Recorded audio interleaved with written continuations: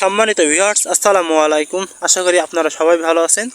তো আমি আপনাদেরকে আজকে এই যে বোরো ধানের কী পরিমাণ ফলন হয়েছে সেটাই আপনাদের সামনে আজকে তুলে ধরবো।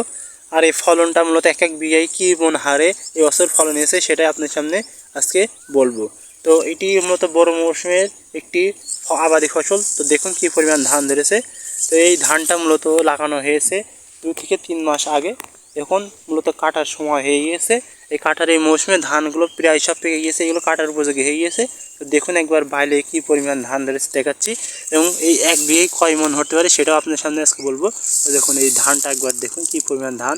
এই যে এক একটা বাইলে ম্যাক্সিমাম সবই ধানে পরিণত হয়ে গিয়েছে, সিটের পরিমাণ খুবই কম আছে। তো এই এক বিঘে ভুঁইতে আশা করা যাচ্ছে যে 25 মন থেকে 26-27 মন অনায়াসেই এই ধান আশা করা যায়। তো দেখুন কী পরিমাণ ধান ধরেছে এই গাছগুলোই।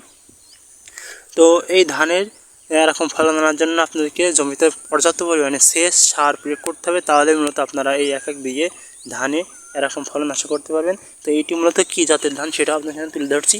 এটি মূলত যে ধানের চেহারা দেখে মনে হচ্ছে এটি একটি রড মিনি জাতের একটি ধান, অর্থাৎ রড মিনি ধানের বর্তমান ফলন 25, 26, 27 মন বিঘে প্রতি হয়ে থাকছে।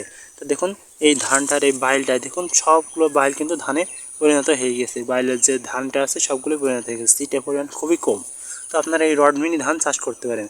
তো দেখুন রডমিনি ধানের কি ফলন, অর্থাৎ বিঘে প্রতি 25 মন, 26 মন, 27 মন এই হারে হচ্ছে। দেখুন এই ধানগুলো মূলত আর 2-3 দিন পরেই মূলত কাটবে, যেহেতু বর্ষার সময় বর্ষা চলে আসছিলো, ওই ফলে বর্ষার পানিতে কারণে এই জমিতে সব ভিজা, এই ভিজার কারণে মূলত ঘাসটা কাটতে পারিনি, এই ধানটা কাটতে পারিনি।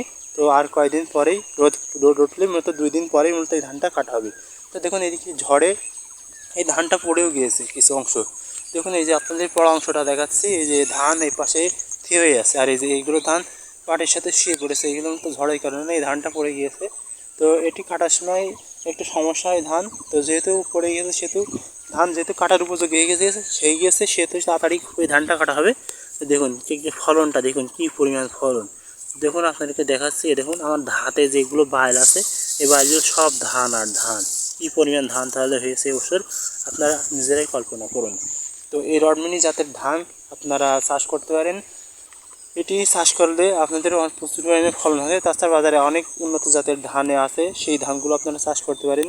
তো এই ধান চাষ করে আপনারা বর্তমানে লাভবান হতে পারেন। এখন মূলত এপ্রিল মাসের শেষের থেকে আজকে এপ্রিল মাসের 30 তারিখ, অর্থাৎ এই ধানগুলো কেটে ঝেড়ে ঘরে তোলার সময় হয়ে গিয়েছে, এবং কেটে ঝড়ে তুলবে।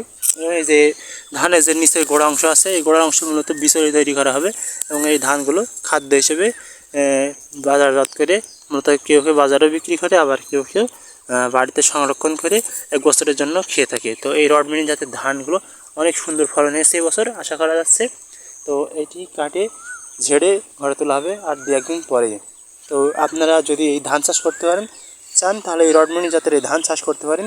আপনি বিঘে প্রতি 25 মন ফলন অনায়াসেই আপনারা পেয়ে যাবেন। তো আজকের মতো আল্লাহ হাফেজ, দেখা হচ্ছে পরবর্তী কোনো ভিডিও। ধন্যবাদ সবাইকে।